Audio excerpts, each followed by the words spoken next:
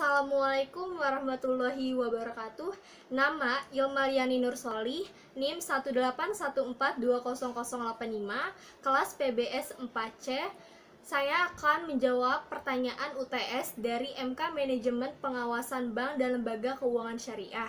Langsung aja ke soal pertama, yaitu jelaskan mengenai bank dan lembaga keuangan syariah.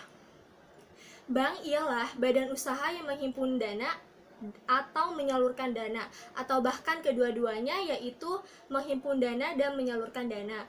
Untuk menurut syariah dalam Undang-Undang Nomor 21 Tahun 2008 ialah bank yang menjalankan kegiatan usahanya berdasarkan prinsip syariah, dan jenisnya terdiri atas bank umum syariah, unit usaha syariah, dan bank pembiayaan rakyat syariah.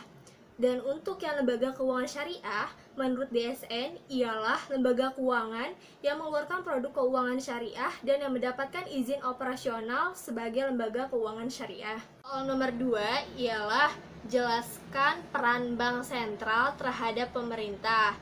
Nah, peran bank sentral tidak lepas dari 3 tugas utamanya. Yang pertama yaitu mengambil dan melaksanakan kebijakan moneter, di mana tujuannya untuk menjaga kestabilan nilai rupiah baik terhadap harga-harga barang maupun terhadap dolar. Yang kedua yaitu mengatur dan menjaga kelancaran sistem pembayaran.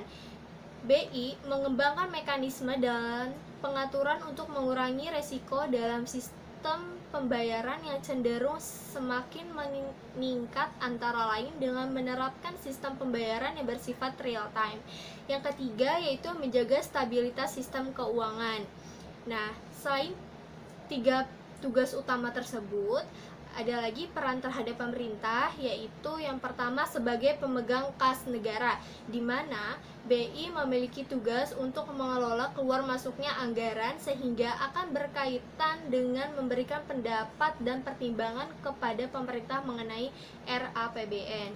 Lalu yang kedua yaitu Bank Indonesia dapat membantu penerbitan surat-surat hutang negara yang diterbitkan oleh pemerintah. Nah, pemerintah ini bertugas untuk menerbitkan surat-surat hutang negara, tetapi Bank Indonesia dapat membantunya dan dapat dikonsultasikan kembali oleh DPR. Mengenai peran tersebut, ada kaitannya dengan membantu pembiayaan APBN melalui surat utang negara. Ini tujuannya untuk membantu melancarkan rencana pembangunan pemerintah dengan penerbitan surat utang negara yang mendapatkan persetujuan DPR saat APBN disahkan. Nah, soal yang nomor 3 yaitu paparkan imbas COVID-19 terhadap sektor keuangan, perbankan, dan lembaga keuangan syariah di Indonesia, dan paparkan data kondisi bank dan lembaga keuangan syariah akibat dari COVID-19 ini. Nah, COVID-19 memang sangat-sangat mempengaruhi kemerosotan ataupun penurunan ekonomi di Indonesia, bahkan global. Salah satunya yang mengalami kemerosotan ialah dalam bidang perbankan dan lembaga keuangan syariah.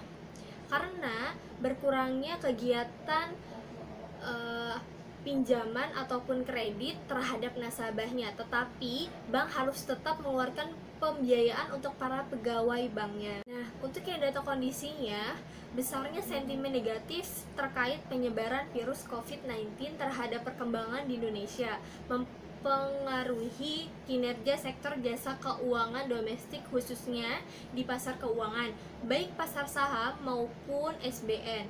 Sejak awal Maret 2020 sampai dengan 24 Maret 2020, berdasarkan data DJPPR, investor non-residen tercatat keluar dari pasar saham sebesar 6,11 triliun, sedangkan SBN sebanyak 98,28 triliun. Dengan kondisi tersebut, pasar saham dan SBN melemah, di mana disebabkan pada kekhawatiran para investor terhadap COVID-19 yang akan berdampak pada kinerja emiten. Untuk soal yang nomor 4 ialah jelaskan menurut Anda bagaimana seharusnya manajemen bank dan lembaga keuangan syariah bersikap dalam rangka membantu pemerintah menanggulangi masalah COVID-19 dan bagaimana peran pengawasan bank dan lembaga keuangan syariah dalam menanggapi permasalahan ini. Menurut saya, yang pertama yang harus dilakukan oleh manajemen bank yaitu bank dapat memberikan kelonggaran pembayaran kredit.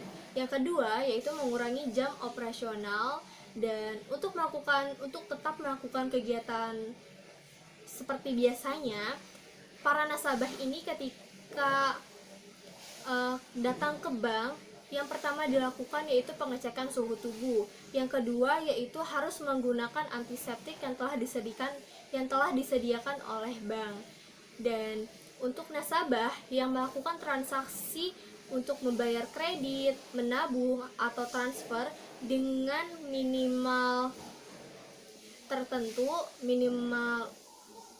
uang tunai tertentu dapat dilakukan melalui ATM store tunai. Dan untuk yang di atas nominal minimal tertentu itu dapat dilakukan di dalam ruangan. Mengapa? Karena supaya tidak adanya orang-orang yang banyak di dalam suatu ruangan, apalagi adanya COVID-19 ini. Yang ketiga yaitu dengan melakukan secara online, apalagi sekarang berada di era 4.0 di mana semuanya itu serba digital. Dan untuk peran pengawasan bank dan lembaga keuangan syariah ialah untuk tetap mengawasi kegiatan-kegiatan yang telah ditetapkan oleh manajemen banknya, apakah berjalan dengan semestinya atau tidak. Mungkin cukup sekian jawaban dari saya. Kurang lebihnya mohon maaf. Wassalamualaikum warahmatullahi wabarakatuh.